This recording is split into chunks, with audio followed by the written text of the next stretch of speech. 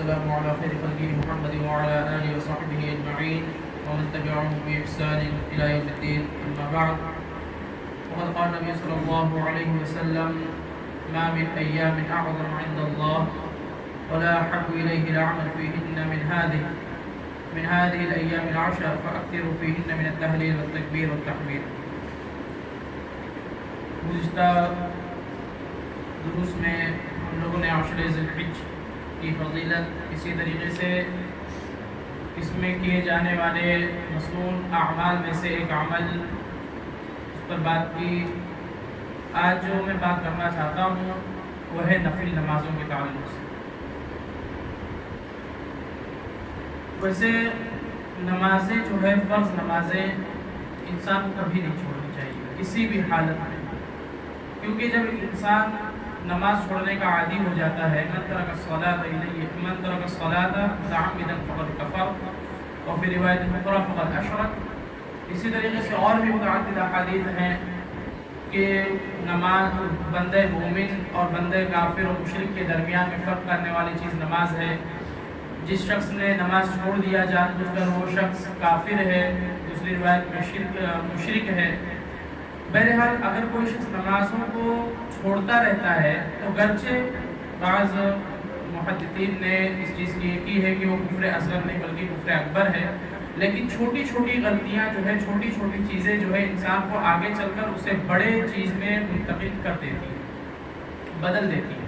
اگر ایک انسان اگر مسلسل اپنے آپ کو نماز سے دور رکھتا ہے تو ایسی صورت میں وہ گرچہ کفر اصغر کا ارتکاب کرتا ہے، لیکن لگاتار ہونے کی وجہ سے خدشہ ہے کہ کہیں ایسا نہ ہو کہ وہ کفر اصغر کے اندر داخل ہو جائے.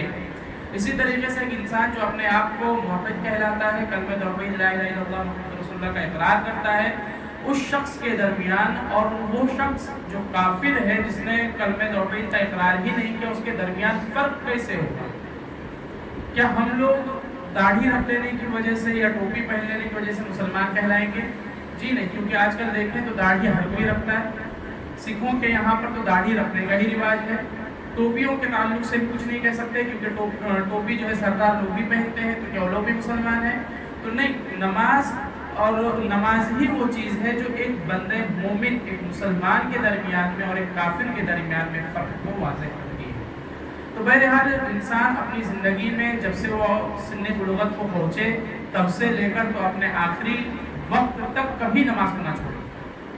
اور اس چیز کے لیے سب سے بہترین چیز جو اللہ کے رسول صلی اللہ علیہ وسلم نے بیان فرمائی تھی کہ جب بچہ 7 سال کا ہو جائے تو اسے نماز کے لیے لے جاؤ، اور جب 10 سال کا ہو جائے تو اگر نہ جائے تو اسے پیٹو. کیوں؟ اس وجہ سے کیونکہ اگر ہم لوگ اس وقت اسے ٹرین کریں گے تو آگے جب اس سن بلوغت کو پہنچتا ہے، جب وہ عاقل بالغ ہو جاتا ہے، جب اس پر نماز کی فرضیت ہوتی ہے، وہ اس چیز کا عادی ہو چکا ہوتا ہے. اب اس پر وہ گرا گزرے گا کہ میں نماز کو کیسے چھوڑوں. بہرکیف جب نماز کے تعلق سے بات آتی ہے تو نماز جہاں پہ ہم نے فرائض کا اہتمام کیا، وہیں ہمیں نوافل کے ذریعے نوافل کا بھی اہتمام کرنا چاہیے، کیونکہ نماز ایک ایسی چیز ہے کہ اس کے ذریعے سے اللہ رب العالمین کا تقرب حاصل ہوتا ہے، اور یہ بہت بہترین موقع ہے کہ اللہ رب العالمین کا تقرب حاصل کیا جائے.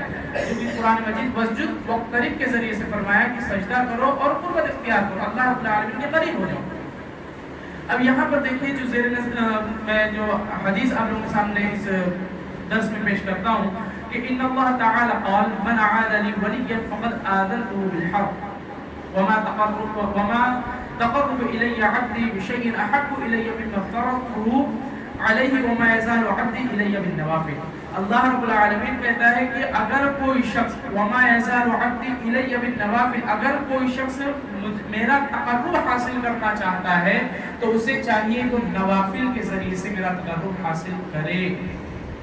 اور فَإِذَا أَحْبَبْتُهُ، اور جب میں بالنوافل حَتَّى أُحِبُّهُ، اور جب وہ نوافل کا اہتمام کرتا ہے حَتَّى أُحِبُّهُ، میں اس سے محبت کرنے لگ جاتا ہوں. محبت کون کر رہا ہے؟ اللہ رب العالمین. کس بنا پر؟ نفل نمازوں کی بنا پر. فرائض تو انسان چھوڑے گا نہیں، فرائض پڑھیں گے، لیکن اللہ رب العالمین کے محبت اور تقرب حاصل کرنے کا ایک ذریعہ یہ ہے کہ نوافل پڑھے. نوافل پڑھتا ہے اللہ رب العالمین سے محبت کرنے لگ جاتا ہے. فَإِذَا أَحْبَبْتُ، اور جب میں محبت کرنے لگ جاتا ہوں اپنے کسی بندے سے कुन्तु समअहु الذी यस्मअु बिही, मैं उसके कान बन जाता हूँ जिसके ज़रिए से वो सुनता है, व बसरहु الذी युबसिरु बिही, मैं उसकी आँखें बन जाता हूँ जिससे वो देखता है, व यदहु التي युबतिशु बिहा, और मैं उसके हाथ बन जाता हूँ जिससे वो कोई चीज़ पकड़ता है, व रिजलहु التي यमशी बिहा, और मैं उसके पैर बन जाता हूँ जिसके ज़रिए से वो चलता है, व इन सअलनी लउअतियन्नहु, अगर वो बंदा मुझसे मांगता है मैं उसे देता हूँ। देखिए आज हम लोगों पर जो वबा है, मुसीबत है, ये मुसीबत की बिना पर हर शख्स किसी ना किसी मुसीबत में गिरता है।